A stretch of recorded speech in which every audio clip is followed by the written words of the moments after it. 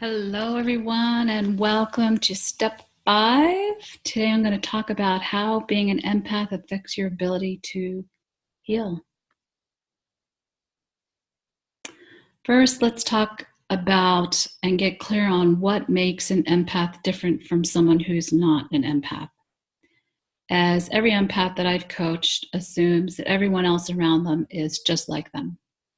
And they are continually rudely awakened, shall we say, when they realize that they're not surrounded by empaths, that empaths do only make up about 20% of the population. And the very first thing I want to say about what is an empath is that you are a beautiful soul. And I want you to remember that. All the empaths out there suffering, feeling like they don't fit in, feeling isolated, feeling things so deeply.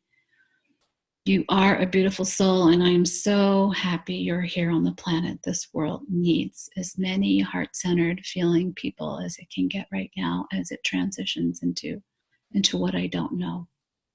But love and sensitive people definitely make the world go round in a much more beautiful way, right? Okay, so the first thing an empath has is an extremely reactive neurological system. You don't have the same filters as others to block out stimulation. So when you and your partner, your spouse or friend go to a party or a music gig, you're probably the first one that wants to get out of there, who wants to leave early. If not, you probably get a headache. You've probably been known to sit in the car and get a little cranky and impatient when you can't leave because you don't have the same filter as others. You absorb positive and stressful energies into your body. So it's as important to avoid stressful situations, and it's just as important to make sure you surround yourself by positive people, places, and things, right? Hard to believe that 80% of the population doesn't get us or is not like us, but I do want to reiterate that. Empaths do have varying degrees of sensitivity. Empaths experience chronic exhaustion because they don't have a filter, because their nervous systems, they're so reactive. They're exhausted a lot. And because they're exhausted so much, they need to retreat from the world as it feels so overwhelming. And the best thing to do is to retreat for a while when it gets to be like that. A lot of times, empaths, they feel like an alien. They're just waiting to be taken back home. How many of you have said, I just don't feel like I'm from this planet. I don't fit in. And the young or immature empaths will often get involved with drugs, sex, and alcohol to block their sensitivities. So, are you an empath? Most of you are and already know this, yet I wanted to see how many of these you could relate to. As an empath, you become overstimulated easy. You are vulnerable to sensory and social overload. And some of these things overlap, but they're stated a little differently, and so they might come at you a little differently and affect you a little differently. So bear with me here. Empaths feel things intensely. You may be unable to watch violence, abuse, and suffering in the news or entertainment. I don't watch TV. I haven't had a TV or watched TV in 25 years. I can't go to public places that have large TV screens. The EMFs coming from them and just the bombardment of violence that so many people have become desensitized to is just too much for my system, and I just choose not to go to those places. I'd rather have a picnic outside in nature.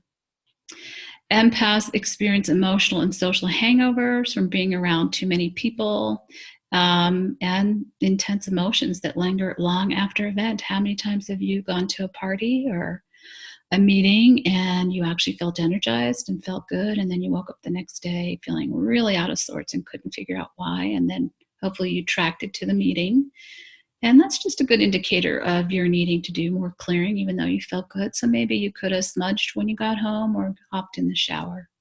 I know I was at a board meeting the other day and felt really energized, and I definitely woke up feeling out of sorts. So I really needed to take better care of myself and clear myself before I went to bed, and maybe I wouldn't have felt that way in the morning.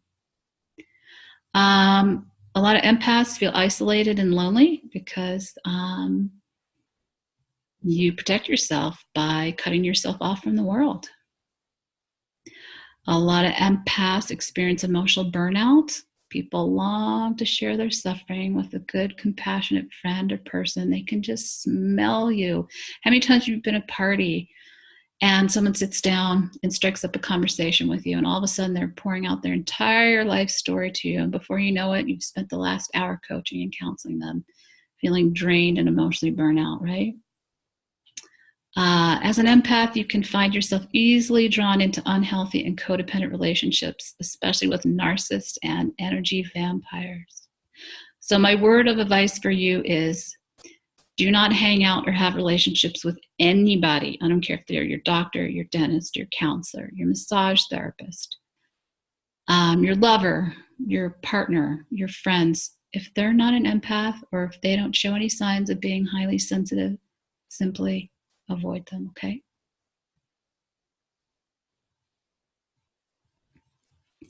So, as you may know or not know, there are several types of empaths. I'm going to share some of these with you today. They're essentially three. They're physical, emotional, intuitive. And then underneath the intuitive are the extrasensory perceptions that intuitive empaths have abilities to do. And what I want you to do is kind of note which one of these you feel like you are. And I'm sure you're probably a combination of all of them. So on the physical level, as you probably know, these empaths tend to take on the physical symptoms of others. The emotional empaths pick up on other people's emotions. If you walk into a room and you're feeling good and you leave and you're feeling anxious and depressed, make sure not to take that on. Check in with yourself, figure out who you talk to and what person in there you probably just absorbed their stuff from, and clear yourself, okay? Intuitive empaths just experience all sorts of ESP or extrasensory perceptions, and they come in the form of telepathy, which is the ability just to receive intuitive information from the ethers. Precognitives, these empaths have premonitions about the future. The dream empaths, clearly they receive information from their dreams. I find the dream world fascinating. Mediums, of course, access and are able to communicate with spirits and people who have passed and transitioned to the other side, who often like to come to us and give us messages, which are often very soothing and helpful for those of us still living. Plant empaths feel the needs of plants. I've been known to take a glass of water at a restaurant and water plants that I see are being neglected or abused that are talking to me, much to the horror of my kids. Earth empaths are people who are really in touch with weather changes and oncoming catastrophic events. They kind of just feel them and know they're coming on sometimes in their body 24 to 48 hours before they come on. And animal empaths are those empaths who can tune into animals and communicate with them. So just take note of the ones that you resonate with, because again, they are indicative of your intuitive gifts, so that when we're done, you can research and look up more of these different types of empaths and learn more about yourself and what your gifts are. So taking on other people's stuff. The biggest indicator, regardless of what type of empath you are, is that all empaths take on and absorb other people's, not only people's, but places and things, energy or stuff. You absorb energetic imprints, thought forms, positive and negative, from not only people, but places you visit and the things you have in your home and surround yourself with. So I want you to just take a mental inventory of what you have in your home. Just kind of scan everything and look around. And as you do you love everything that's there? Does some of it make you feel down or icky, or do you feel neutral? What are those pieces that make you feel really, really good and feed you?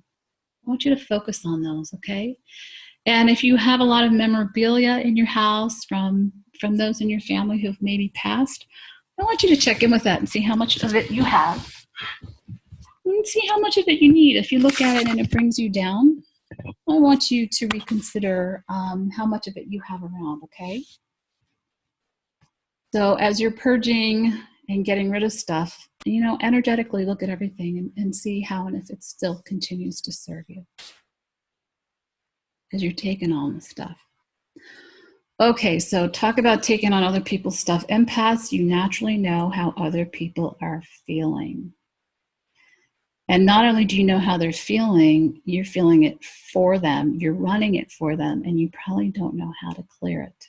Okay? That means that this slows down your energy field. This reduces your immune response, your adrenal function, your endocrine function. It frazzles your nervous system and your ability to digest, assimilate, and nourish your gut and yourself, making an empath chronically stressed, tired, and drained. You have probably been taking on other people's stuff your entire life, okay? And what happens when you do that is taking on other people's stuff psychologically can be coined as being codependent. And when you're codependent, that means you no longer look at your stuff and you always externalize and take care of and prioritize everyone else around you. Why? Because you can, because it's easy, because you learned how to do it, because you took on your parents' toxicity and internalized it, leaving you with very little self-esteem. Okay? And leaving you with no energy for self-healing. When you take on other people's stuff, you have no energy for self-healing for yourself. Okay? Empaths experience chronic illness because they don't know how to draw boundaries on any level, physically, mentally, emotionally, spiritually, or energetically. You are so enmeshed with other people's energy fields that you cannot discern what thoughts, emotions, and energies are your own. You are generally porous and allow everything and anything to come in, having little, if any, protective field around you. And again, you've been doing this your entire lifetime, and you're wondering why you're sick. I've seen it repeatedly with clients. Until they understand how to set up energetic boundaries, physical boundaries, mental boundaries, psychological boundaries, and emotional, spiritual boundaries, they are unable to sustain and maintain their healing.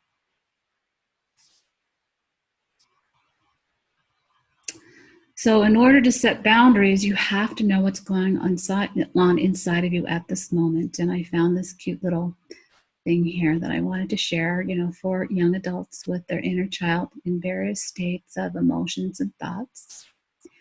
And as Eckhart Tolle says, don't analyze, just watch, just witness, become mindful.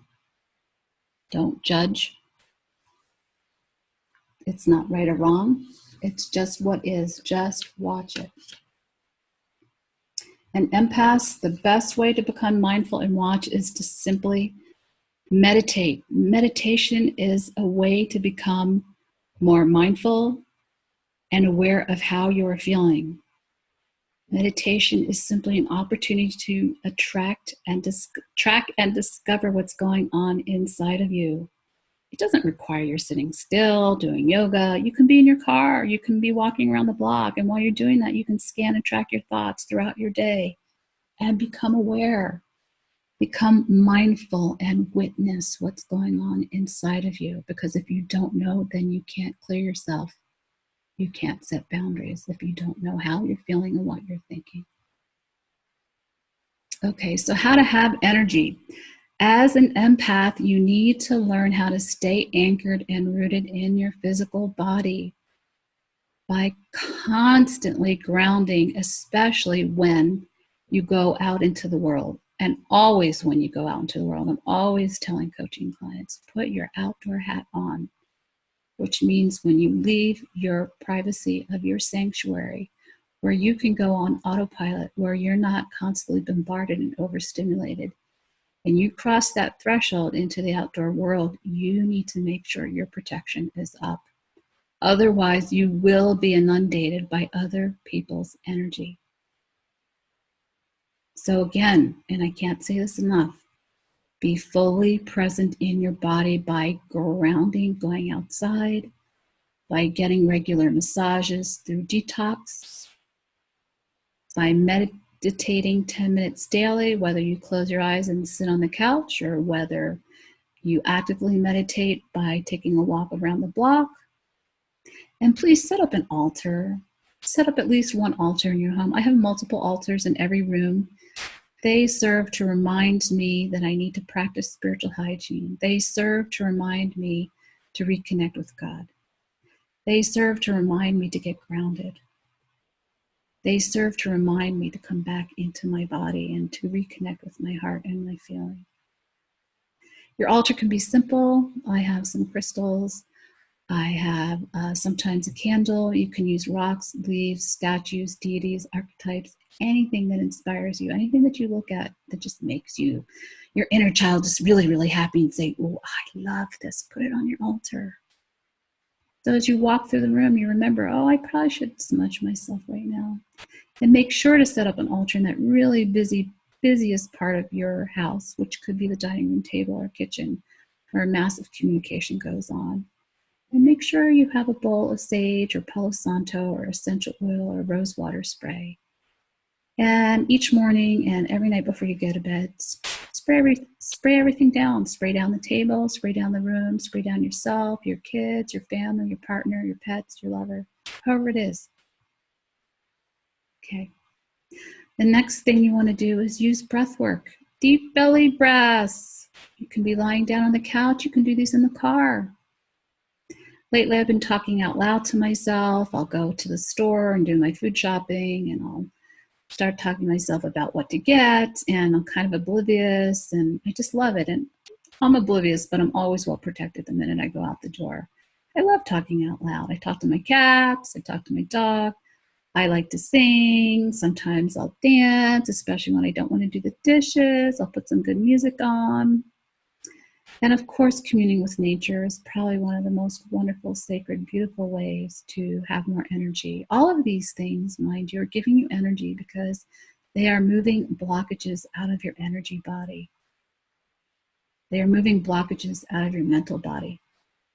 They're moving blockages out of your emotional, spiritual, and energetic body, okay?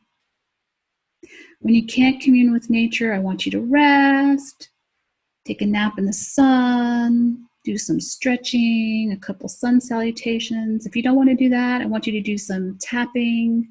I've drilled down tapping so that I just drill in what I want right into, I don't do the whole thing. I just tap the positives that I want to be feeling in that moment.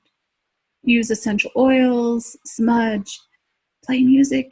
Just keep a really sweet solfeggio frequency that's calming or whatever you want it from in the background at all times. Just keep it running so low that it's barely audible, but it will be subliminal. It will affect everyone around you and your space. Laughing is a great way to reconnect the overused logical brain with the right brain. And when you connect the left and the right brain, it's much easier to drop into your heart. And when you drop into your heart, it's much easier to drop into your body. And when your heart and your body and your mind connected, then it's so easy to connect with spirit, okay? So laughing and joy and just having fun is tremendously healing to the brain, to the mind, to the heart, to the body, and the spirit. And I personally find connecting with other empaths leaves me feeling validated, affirmed, happy, joyful. They are my family. So again, call those empaths into your life. Psychic gifts. What do I want to say about psychic gifts? Psychic and intuitive gifts. Every empath I've ever coached has multiple psychic gifts. You're born with them. Empaths generally won't heal completely until they use their psychic gifts. Why? Because, like I just said, you were born with them. You're using them unconsciously all the time. No one's taught you how to use them. No one's taught you or showed you what they're about or what they're for. When you use them unconsciously, they drain your energy. So you need to learn how to use them very consciously and intentionally so they empower you, not drain you, okay? So what are your gifts? Which one of the clairs are you? Do you know? Claircognizant? Do you feel? Clairsentient? Do you hear? Clairaudient? Do you see? Clairvoyant? Do you know, feel, hear, see, sense things about people? Even about complete strangers? Do you know more about people than they do themselves? Are you able to talk to those who have passed away? And are your dreams prophetic? These are all psychic gifts. They're normal for you, but to everyone else, they're woo-woo, right? They're unusual, but they're normal for you. Embrace, love, and honor these gifts. Develop your gifts and have more energy for self-healing. You were born with psychic gifts, yet we're shamed, isolated, and or seen as a misfit for them since you've been a child. This takes a huge toll on your self-esteem. Every empath with Lyme who comes in that I work with has major self-esteem issues that aren't so much tied to their psychological stuff or their ancestral stuff, really tied into their empath stuff, their psychic gifts. And this lack of self-esteem really affects their ability to mature and grow into their authentic selves, right? Because your authentic self is the ability to have all these gifts and to be able to share them, yet you've been hiding from them. You've been scared or ashamed to share them with anyone. You're nervous about how people will perceive you. You already feel isolated and like a misfit, right? So this takes a huge toll. And some of the biggest work I do is helping people remember who they really are and helping them identify and cultivate and use these gifts in their life again. And when we do this part, we really connect them with their authentic selves, then they really grow and expand and feel good about themselves. Discover your gifts and cultivate them by mentoring with someone. Consciously learn how to use them in your life. Monetize, yes, people. Make money from your gifts and receive energy in exchange for your gifts. You spent a lifetime giving them away. It's time for you to be compensated. And one of the easiest ways that this world recognizes and honors people for their work and their gifts is through money. Money is a beautiful thing. It's just energy. And of course, set boundaries. Whoever you mentor with will teach you how to do that. And you need to be reminded how to do that. It takes time to create that discipline.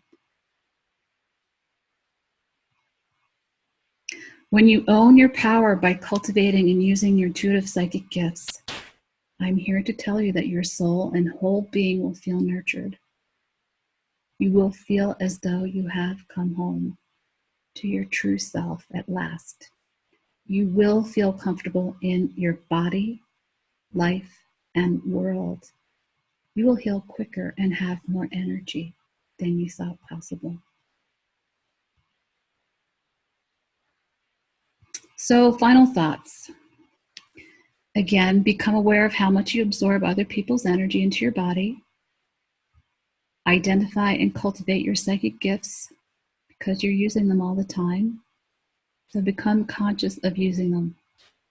Both of these things will free up energy for you to be able to do more self-healing. Stay grounded and be mindful what is going on around you and who you spend time with. You might feel out of control in your life, but this is a huge place where you have complete control. Absolutely, you must practice spiritual hygiene by clearing yourself energetically multiple times a day. You can use a rose water spray. You can use an essential oil. And if you don't have anything physical, you can use your mind and your heart through prayer. You can use the Ho'oponopono prayer.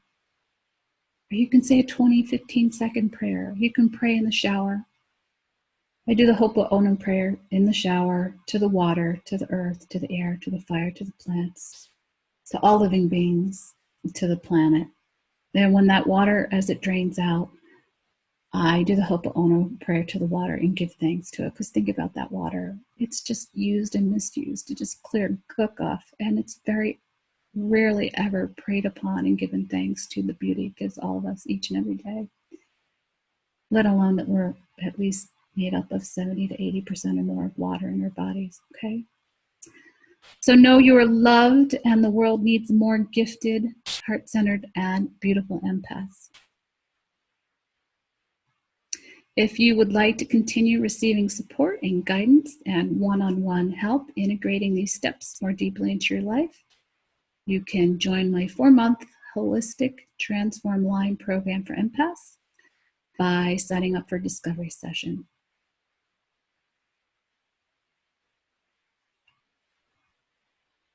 If you feel as if you don't fit in this world, it's because you're here to create a better one. I have so enjoyed creating and sharing this information with you over this last month, and I want to leave you with this quote. Our innate capacity for empathy is the source of the most precious of all human qualities. The Dalai Lama. Blessed be empaths, you are blessed and a blessing.